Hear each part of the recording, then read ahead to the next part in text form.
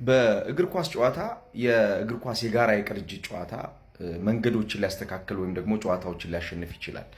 ነገር ግን አንዳንዴ ደግሞ ከምታስተካክላቸው የጋራ የቅንጅት ጨዋታዎች መንገዶች ባለፈ እንደምትመለከቱት ዳቪድ ራያ አይነት ግብ ጠባቂ በጣም ያስፈልጋል። ትናንት የነበረው የአርሰናል ድል ያለዚህ ተጫዋች የሚታሰብ አልነበረም። እያንዳንዷን የጨዋታ መንገድ የሚቆጣጠርበት አእምሮ በጣም ይደንቃል። ከሚሰራቸው አንዳንድ ከዚህ በፊት ከነበሩ ስህተቶች ውጭ አሁን በዚህ ግብ ጠባቂ ልክ የሚቆም የዓለማችን ምርጥ ግብ ጠባቂ አለ ማለት የሚከብድ ይመስለኛል። ያውም ደግሞ በእንግሊዝ ትልቁ ውድድር ላይ እየተሳተፈ ነው የሚገኘው። ይሄ እንግዲህ በእያንዳንዱ የጨዋታ ቀን ትልቅ ቻሌንጆች ይገጥሙታል ማለት ነው። አርሰናል ላይ የሚገጥሙት ቡድኖች ሁሌም ቢሆን ከአርሰናል ነጥብ ለመውሰድ ይፈልጋሉ፣ አርሰናልን ማሸነፍ ይፈልጋሉ፣ አርሰናልን መቆጣጠርና አርሰናልን የተሻለ መብለጥ ይፈልጋሉ። ይህን ለማድረግ ደግሞ ጎሎች ማስቆጠር ይኖርባቸዋል። ተደጋጋሚ የሆኑ የመጨረሻ የሜዳ ክፍል ጫናዎችን ማሳደር ይኖርባቸዋል። ያ ደግሞ እንዳይፈጠር የዚህ ተጫዋች ንቃት በጣም ነው የሚደንቀው። ትናንት ምንም ኦፍሳይድ ቢሆንም የመጨረሻውን ኳስ ያዳነበት መንገድ የዴላፕና የፔድሮን ኳስ ያዳነበት መንገድ ከዛ በፊት የነበረውን ከርል አድርጎ የመጣውን የኳስ ንክኪ ራሱ ብሎክ አድርጎ ያወጣበት ወደ ውጭ ኳሱ እንዲሄድ ያደረገበት መንገድ እንዲሁም ከኋላ ሆኖ ሌሎች በጣም አደገኛ የሚባሉ ወደ 6 የሚጠጉ ሴቮችን የከለከለበት መንገድ በጣም ይደንቃል እና አርሰናል ይሄ ተጫዋች ከጀርባው መሆኑ ምን ያክል የዲፌንሲቭ ሶሊዲቲ እንደሰጠው ምን ያክል የተከላካይ መስመር ተጫዋቾች ይበልጥ እርጋታ ውስጥ እንዲገኙ እንዳደረጋቸው በግልጽ የሚታይ ነው። ለምሳሌ ትናንትና የነበረውን የአርሰናልን ጨዋታ ስትመለከቱ መጀመሪያ ኳሱ የጀመረበት መንገድ ካያችሁ የዚህ ተጫዋች ፈርስት ቦል ሪሲቨር መሆኑን የሚያሳይ ነው። ዴክላን ራይስ ኳሱን ልኮ ያስጀመረው እሱም በማስነካት ነበረ። ከዛ በኋላ እሱ ነበር ሁለተኛውን ኳስ ንክኪ አድርጎ ጌሙን ትሪገር ያደረገው ያስነሳው የነበረው። ይሄ ማለት የዚህ ተጫዋች የአማካኝ ክፍል ተጫዋችነት ሚና እንዳለ በግልጽ የሚታይ ነው። እንደምታውቁት ከዚህ በፊት ሚኬል አርቴታ የኔ ምርጡ ኳስ ተጫዋች ግብ ጠባቂ አለ አይቸግረኝም ብሎ ነበርና ትናንትና በጣም አድንቆታል። የመጀመሪያዎቹ የአማካኝ ክፍል ተጫዋቾች ኳስ ታፍነው በማይቀበሉበት እንቅስቃሴ እሱ ገብቶ በመጀመሪያዎቹ የአማካኝ ክፍል ተጫዋቾች ቦታ ኳስ ለመቀበል አንግል የሚፈጥርበትና አቅጣጫዎች የሚከፍትበት መንገድ በጣም ነው የሚደንቀው። እንዴት አንድ ግብ ጠባቂ እንደዚህ ኤክሴፕሽናል ነገር ሊያደርግ ይችላል? እና ሴቮቹ፣ ንክኪዎቹ፣ ዲሲሽኖቹ በሙሉ አንቲሲፔሽኖቹ በጣም የሚደነቁ ናቸው እና አርሰናል እድለኛ ነው ይህን ግብ ጠባቂ ማግኘቱ። ትናንትና ይዞት ወጥ ይህ ግለሰብ አሞራ ነው ወይስ ሰው ነው? ለእኔ የዛሬው ጨዋታ ኮከብ ግብ ጠባቂው ዴቪድ ራያ ነው። አርሰናሎችን እንግዲህ ያስተነፈሰች እጅግ በጣም ወሳኝ ሴቮችን ዛሬ በመጀመሪያው አጋማሽም በሁለተኛውም አጋማሽ ሲያደርግ ነበር። በተለይ በመጨረሻዎቹ ደቂቃዎች የጋርናቾን ኳስ ያዳነበት መንገድ እጅግ አስደናቂ ነበረ። አንድ ቡድን ዋንጫ እንዲያሳካ እንግዲህ የግብ ጠባቂዎች ሚና እጅግ በጣም ወሳኝ እንደሆነ ይታወቃል። ዛሬም ዴቪድ ራያ እጅግ ምርጥ አቋሙን አሳይቷል። በነገራችን ላይ አርሰናል ዘንድሮ 4 ጨዋታ ከቼልሲ ጋር አድርጎ በአንዱም ጨዋታ አልተሸነፈም። በ3ቱ ሲያሸንፍ በአንዱ አቻ ወጥቷል። ባለፉት እንግዲህ 11 ጨዋታዎች አርሰናል በቼልሲ ምንም አይነት ሽንፈት አላስተናገደም። በሌላ በኩል አርሰናል የኮርናን ሪከርድ ተጋርቷል። በእንግሊዝ ፕሪሚየር ሊግ እንግዲህ በአንድ ዓመት የውድድር ዘመን የተቆጠሩ የኮርና ግቦችን አርሰናል እኩል በመሆን ሪከርዱን ተጋርቷል። ካሁን በኋላ አንድ ግብ ከኮርና የሚያስቆጥር ከሆነ ሪከርዱን በእጁ ያስገባል ማለት ነው። በዛሬው ጨዋታ በነገራችን ላይ 3ቱም ግቦች የተቆጠሩት የቼልሲም የአርሰናል ከኮርና ነው።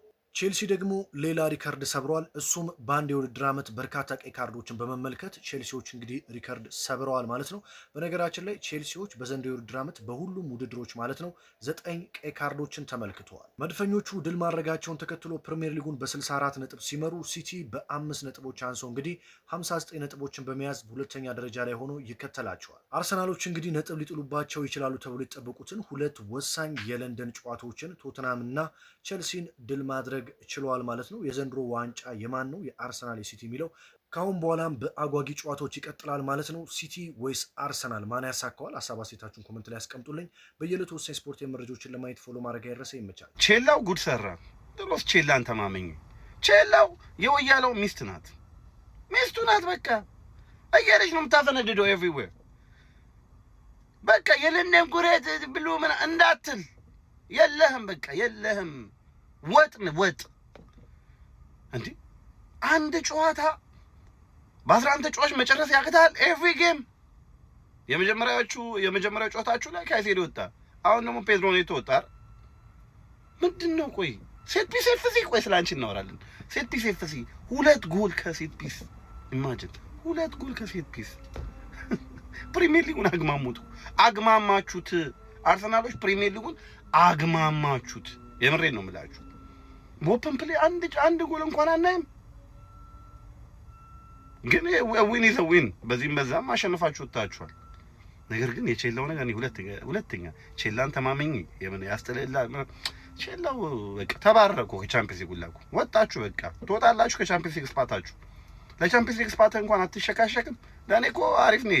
ለኔ አርሰናል 2 ቼልሲ 1 የተጫዋቾች ሬቲንግ። እንደ ሁልጊዜው ከበረኛ ነው የምንጀምረው። እናንተ እንደ ሁልጊዜው ኮፒ ሊንክ ሪፖስት እያደረጋችሁ ጀምሩ። ፎሎ ማታደርጉ ሰዎች ፎሎ አድርጉ። ማን ምን አይነት ዊን ነው? ምን አይነት ዊን! ቼልሲ ጭራሽ አይችለንም። በቀይ ወጣባችሁ ማለት ነው። ከራያ ነው የምንጀምረው። ዴቪድ ራያ ማን ምን አይነት ሴቮች ነበር ስታደርግ የነበረው? ማን የጋርናቾ ኳስ ገብቶ ቢሆን ህይወቴ የተበላሽቶ ነበር። ወይኔ ትችላለህ ዴቪድ ራያ ማን 9 ከ10 በጣም ያበደ ጨዋታ። ሂንካፔ ራስ ላይ ብታገባም ግን በጣም ጽድት ያለ ጨዋታ። እኔ የምር አልደበረኝም በጨዋታ እግዚአብሔርን አልደበረኝም። እኔ ያንተ ጨዋታ 8.5 ሰጣል።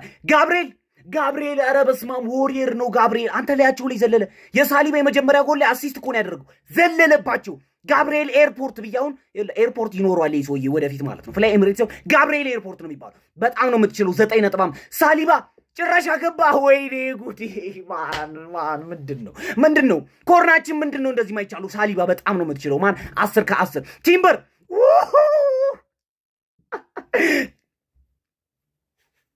15 እኔ ስላንተ ምንም ነገር አሉ። በጣም ነው የምትችለው ማለት ወደ መሀል እንሄዳለን። ዙቢሜንዲ ምን አይነት ሰው ነህ? ቆይ ምን አይነት ጨዋታ ነው የምትጫወተው? ኢንተርሴፕሽኑ ማን ካይሴዶ ሎክ ነው ያደረገው? ትችላለህ አንተ። እኔ ማለት ነው ዙቢሜንዲ በጣም ነው የምትችለው። በጣም ማለት ነው 8.5 ራይስ ጋር እንሄዳለን። ማን ራይስ ምን ሆነህ ነው? አይደክምህም እንዴ? በቃ እረፍ። እንኳን የቀየረው አርቴታ እንኳን የቀየረው ለምን ሰውዬ እንደዚህ እየተጫወተ ይሞታል? ጉዳት አይደለም መሞት ነው። ገባችኋ? በጣም ነው የምትችለው። ማን አንተ ራሱ 10 ከ10 ማለት ነው። በጣም ነው የምትችለው። ከዛ በኋላ ኤዜ ጋር እንሄዳለን። ኤዜ ጨዋታው ላይ ትንሽ ደንገዝ እያለ ነበር። የሆነ ብዙም አልተጫወተም። ኤዜ አሁን የሚታይ ጨዋታ አልተጫወተም። አሪፍ ጨዋታ 7 ከ10 ማለት ነው። ሳካ ጋር እንሄዳለን። ማን ሳካ አሪፍ ጨዋታ የተጫወተ ነበር። ድሪብሉ ምናምን ኢንድ ፕሮዳክት አልነበረውም። ዛሬ ሳካ ኢንድ ፕሮዳክት አልነበረውም። ግን ኮርናው ምንድን ነው? ምን አይነት ክሮስ ነው ያደረገው? ኮርና አንተ ራሱ በጣም ነው የምችለው። 9.5 ማለት ጊዮኬሬሽ ጋር እንሄዳለን። ማን ጊዮኬሬሽ መጠቀም ነበረብህ። ብዙ ኳሶች እያገኘ ነበር ዛሬ ማለት ነው። እንደውም አላስደሰትከኝም። 7.5 ማለት ትሮሳርድ ምን አይነት አልባሌ ጨዋታ ነው የምትጫወተው? ማን ያረተው አሪፍ ነገር ያደረግና መጥፎ ነገር አት ሴም ታይም እንዴት እንደሆነ አላቅም። ማን ትሮሳርድ 6.5 ማለት ነው። ከተቀያሪዎች እንሄዳለን። ማርቲኔሊ ማን ይኸውልህ ተቀይራ አስገባው። ይኸውልህ ሁሌ ነው የምልህ ማርቲኔሊን ቀይራ አስገባው። ኔቶን አብላለው ቀይ ወጣ። ኔቶ ማርቲኔሊ ይችላል ተቀይሮ ገብቶ 9 ከ10 ማን ምን አይነት ረራያ ምን አይነት ሰው ነህ? ኧረ በመድኃኔዓለም ጥግ ድረስ ትችላለህ። እግዚአብሔርን እኔ የአርሰናል ደጋፊ ባልሆንም ጥግ ድረስ ነው የምትችል ሁልጊዜ ማለት ነው። በቃ በዚህ ዓመት አርሰናል ዋንጫ የሚበላ ከሆነ ዋናው የአርሰናል ዋንጫ የመብላት ምክንያት አንተ ነህ። ትንሽ ይሄ የአየር ላይ ኳስ ምናምን ያስቸግረው ነበር። ዛሬ ግን አሞራ ሆኖ ነው ያመሸ ብራዘር እና ጥግ ድረስ ነው የምትችል። እንዴት አይነት ኳሶችን ነው ሴቭ ሲያደርግ የነበረ? እኔ ኧረ በመድኃኔዓለም 3 ሜትር ነው እንዴ ሰውዬ! በጣም ነው የሚችል። ከቸልሲ ጋር ሲሆን በእርግጥ ሁልጊዜም ችግር አለበት እና በቃ አርሰናልን ሁልጊዜ ነው የሚታደገው። ሁልጊዜ ተከላካዩ ደከመም ጠነከረም ራያ ይችላል። ይሄ በተከላካዮች ተሸፍኖ ነው ምናምን የሚባለውን ነገር እርሱት። እሱም ይችላል ማለት የተከላካዮች ምናምን ከቨር ያደርጉታል ላይ ነው፣ ግን ልጁም ይችላል ማለት በቃ የሚደነቅ ሰው መደነቅ አለበት።